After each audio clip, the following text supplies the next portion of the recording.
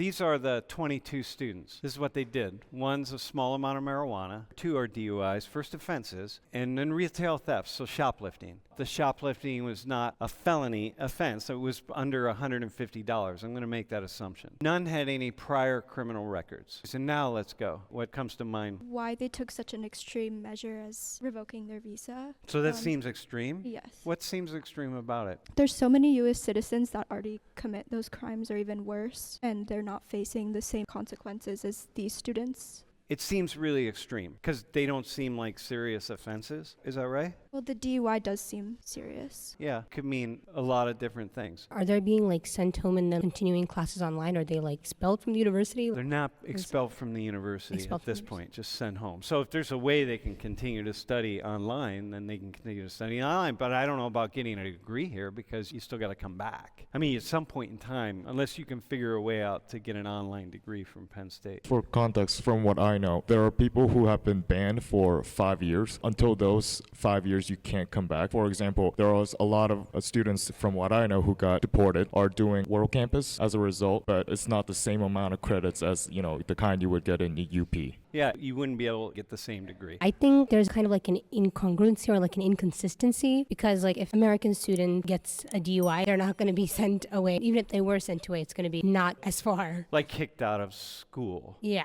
It's just such an extreme thing. Like to revoke a visa and say you're being kicked out of the country. Yeah, it seems extreme because if I didn't know anything else about the U.S. and I was like, oh, the U.S. sometimes kicks international students out because of DUIs, it would make it seem like America has this very extreme attitude toward alcohol across the board. Yeah, or retail theft. The shoplifting could have been that T-shirt, or it could have been the microphone. You know what I mean? How about you? Like, what comes to mind when you see that? I mean, the first part that came to mind for me was, imagine I walk into a store, I want a Monster, but I forgot my card at home, and I just steal it, right? I don't think I'd get expelled for it. That makes me think that when people get a student visa, I don't know about this, but is there a set of rules that they must follow?